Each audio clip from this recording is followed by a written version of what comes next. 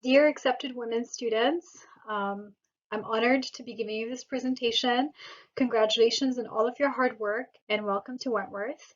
I'm going to give you a brief overview of just my experience in STEM. I know some of you are going to be studying interior design, industrial design, architecture, construction management, different engineering topics and disciplines. So I'm going to try and gear this towards everybody simply by just sharing my experience being in STEM or what I'd prefer to call STEAM, because I believe that the arts are a critical component of being a good engineer or being good at the technical field as well. So as you see, my presentation header is "You don't look like an engineer." So I'm just going to share with you the comments and my experience in the field and the importance of maintaining yourself, your sense of self, and being comfortable in your own skin and not letting anyone discourage you through the process or shake your essence because of what you're learning. So a little bit about my background. I was born in Iran, Tehran, and my family moved to the United Arab Emirates, Dubai, when I was 1.5 years old, due to the revolution in Iran. And when I was 16 and a half, I moved to Boston for higher education and I started studying psychology because that was the major I had applied to at Emmanuel College. I studied that for a year and I realized that it's so difficult to fix people and I would be much better at designing and fixing things. And that was the reason why I switched into engineering. I picked civil engineering because my father was a civil engineer, so that was why I picked civil engineering. I also loved business and the business end of any industry simply because my mom had her own business, and so I was surrounded by very strong role models and my parents, engineer and business owner. And that is why I kind of had this passion and excitement to get into those areas. Then when I started my education in engineering, I started it in engineering technology. I did civil engineering technology at Wentworth, and I graduated in 2004. I was one of the only women in the program. We had a group of 50 students when I started, and when we graduated, we were 25 students, and we were only 3 women in the program. Um, so it was quite a challenge to be one of the only women in the program, but it just makes you stronger, and you should always know that you have a huge support group at the institute to make sure that you're successful.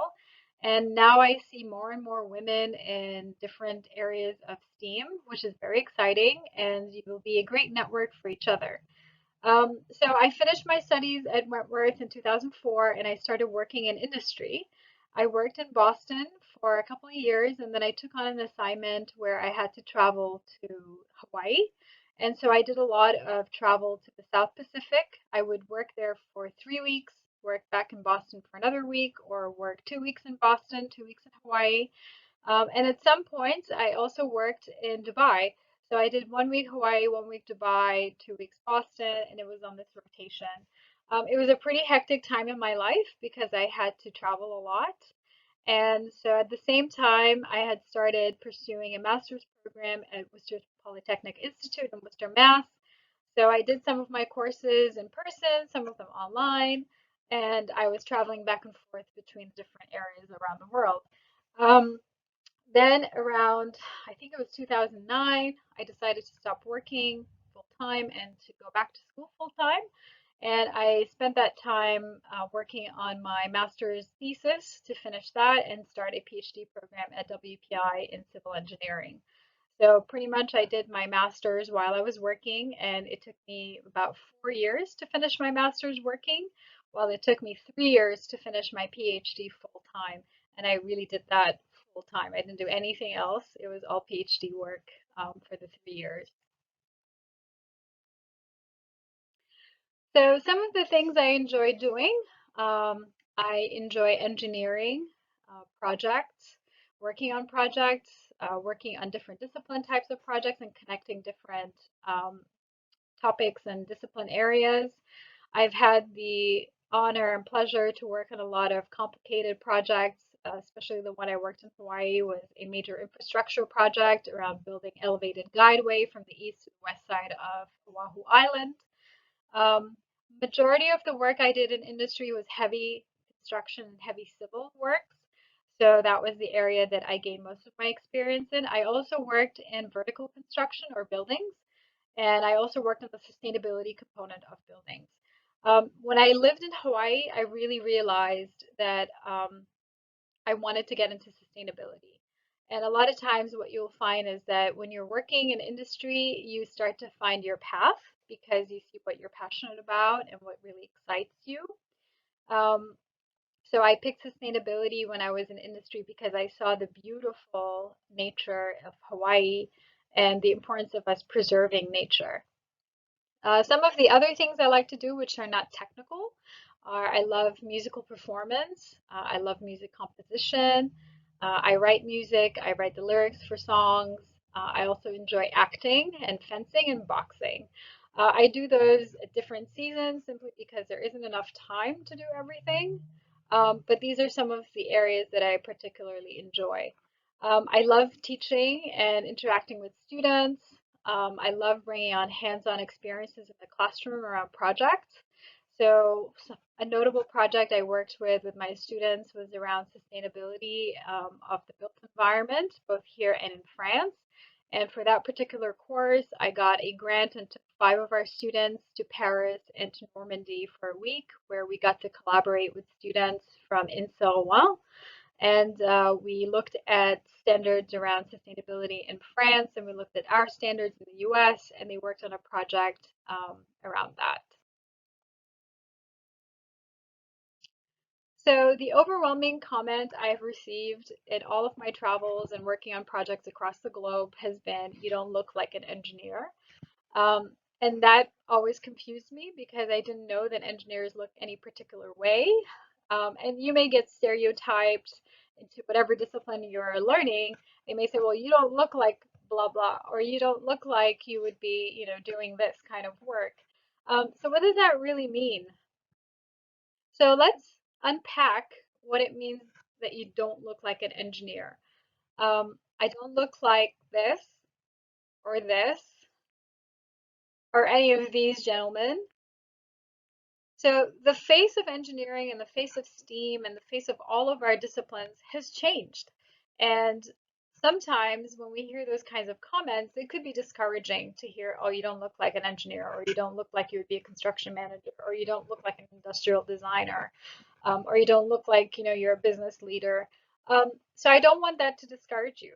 You have a great network of colleagues, women colleagues who are all also at the forefront of STEAM. And if anyone asks you, you don't look like an engineer, then you can always tell them, well, I didn't know that you had to look a particular way to be practicing a particular discipline. So I wanted to share with you a campaign that a fellow engineer started simply because she also heard the same comment over and over again that she doesn't look like an engineer.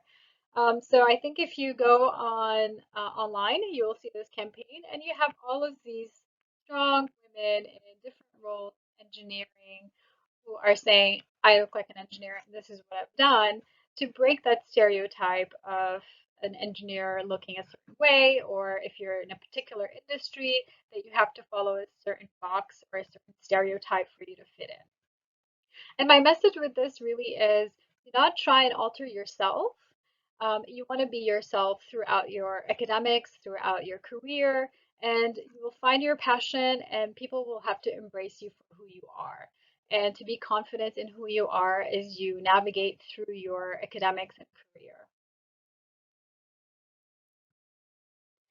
So, some of the reasons as to why I picked what I picked and how I got into sustainability was because of all of my experiences. And as you go through all of your experiences, you will find your path. Once you get your undergraduate degree, you start working, you see what you're passionate about, and even during your academics, you will see what you're passionate about because you have the opportunity to do cooperative education, which is mandatory at Wentworth. So you get 1 year of experience, 2 semesters before you even graduate. And that process can be very valuable for you because Not only does it help you figure out what you love to do, it can also help you figure out what you don't want to do and what you hate doing. And that is very valuable in itself because it can help you guide towards that path that you want to be down as you start working in industry. So, for example, when I was a student at Wentworth, I worked for a big company. I worked for a small company. And I really realized where I wanted to work when I was in industry and what area I wanted to work in, what area of civil engineering I wanted to work in. So it really helped guide me through that process so that I was not confused when I graduated. And as you start working and going through your classes and you have a lot of hands-on and projects that you're going to be encountering in your classes, this will kind of help shape that idea for you moving forward. But a very important component to keep in mind is that as you're going through your life, you want to have a very strong support system in place. And that support system is your parents, your guardians, your family, mentors along the way, and your mentors of all walks of life and all backgrounds and all ethnicities and races and genders. This will only add value to you as a person and for you to embrace having those different people in your life guiding you through different areas of your life. And sometimes you may hear advice that maybe you do not agree with, and that's okay. I've had many mentors, some who I've asked for advice on different topics, and if I didn't like their advice or if it didn't sit well with me, I just didn't do it. So you can always pick what you want to do, but it's always good to hear a lot of different stories or a lot of different recommendations and advice from the different network of people that you have in your life mentoring you. So, along the journey of solving global STEAM problems and working in industry and gaining a better sense of yourself and increasing your network, I cannot emphasize enough how important it is to have mentors, mentors, and more mentors. Inspirational figures, aspirational figures, all of these people will help build you one block at a time. So some of the people that were very instrumental in my life at different points of my life were, for example, Dr. Weeks. He was the head of the music department at WPI and a wonderful person and a wonderful friend and advisor. I still speak to him to this day. We still meet for dinner and have conversations, and I ask him questions. So these are lifelong relationships of mentorship that you will establish over time. Um, Previous Dean of College of Engineering and Computer Science at Wentworth and Dean Emeritus, Dean Fred Driscoll, another inspirational figure who has been in my life and has been really a great guidance source. Dr. Jack Duggan, who used to be the chair of civil engineering at Wentworth. He was also my professor when I was a student at Wentworth. So it was kind of interesting to come back to Wentworth and have some of those faculty members who are my professors now be my colleagues and be my mentors and advisors as well. Dr. Zorica Pontic, who is the first female to be the president of a engineering school. So very inspirational and definitely a person to look up to and a great role model. Judy Nitch, Dr. Judy Nitch, who owns Nitch Engineering, another inspirational figure and a mentor to me when I was at WPI and beyond. She's a mentor to many women students and has opened the door for a lot of students into STEAM fields. Her Empress Farah Pahlavi, who I was very honored and happy to have as an inspirational, aspirational mentor who has been in my life for the past probably 15 years. I have been able to communicate with her both by email and also by telephone, and it has been a really big aspirational person in my life because she's an architect and she has fought for women's rights in Iran and around the globe. And for some of you who may not know who she is, she's the ex-queen, queen in exile of Iran, who currently lives in France. For example, when I reached out to her empress, I just reached out because she was such a motivational, aspirational figure, and she contacted me back. And it was a wonderful experience for me to connect with such a wonderful role model. And so your role models or who you want to connect with, sky's the limit. Pick that person, try and reach out, and you never know, you may actually get a response back. And it will be very wonderful for you in your life and also inspirational. The director of my high school, Miss Alisar Nasser Subra, I keep in contact with her till now. She was at the time when I was in high school, she was our principal. Now she's the director of a lot of schools in Dubai. And so she has been motivational to a lot of women, including myself, and has given us this boost of confidence and ability to kind of see beyond even our own potential. So those are the key people that you should be soliciting their feedback, asking for their advice, maintaining your relationships with them, and she's been inspirational to me. Of course, my parents, my father and my mother, they're very strong characters who have had a very important part in my life and in shaping who I am. And I always give thanks to them for supporting me and letting me know that I can achieve whatever I want and that there are no limits as to my potential. There are many inspiring STEM women, from Dr. Puntich to Dr. Leshin, um, Dr. Judy Nitch, other inspiring women that you may have not heard of, Dr. Sarah Hashi, Dr. Mizahani, Hedy Lamar, all of these women who have had these key roles in advancing science, technology, engineering, mathematics. Um, these are all key people to start investigating and looking at and seeing their backgrounds and their history and the fact that women can achieve whatever they want, and breaking stereotypes and shattering the status quo. Katherine Johnson, Dorothy Vaughan, Mary Jackson, the human computers of NASA, Mae Jemison, Karen Nyberg, Kalpana Chawla. So a lot of really strong women that have kind of pioneered the way for us to advance and to push harder.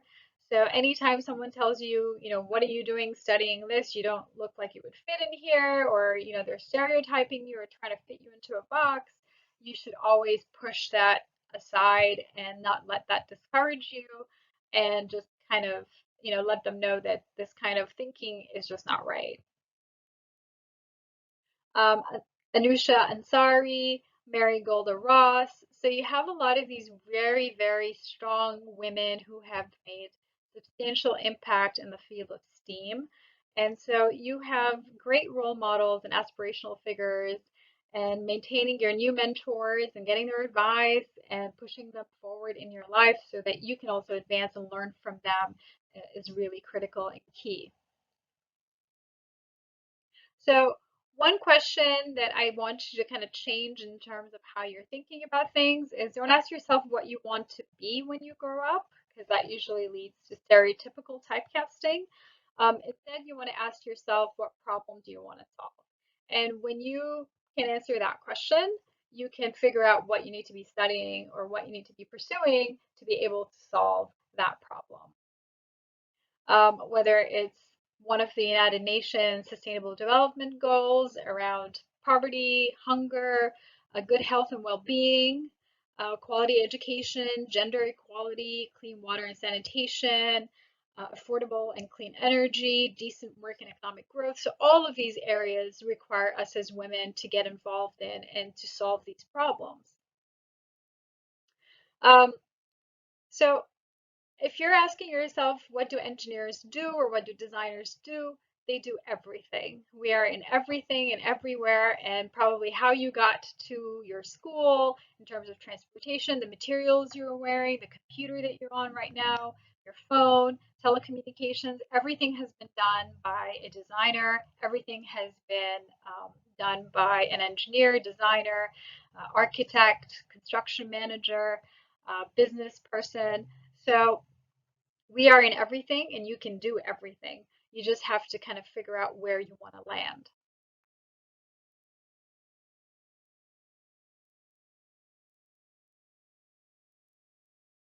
So from roadways to space exploration to buildings, renewables, uh, wearables, hardware, software, everything is done by designers and by steamers.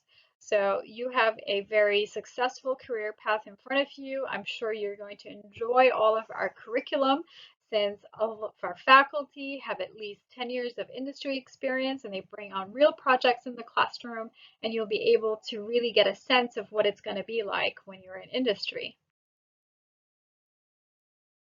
So we solve all types of problems and we turn dreams into reality, the impossible into the possible.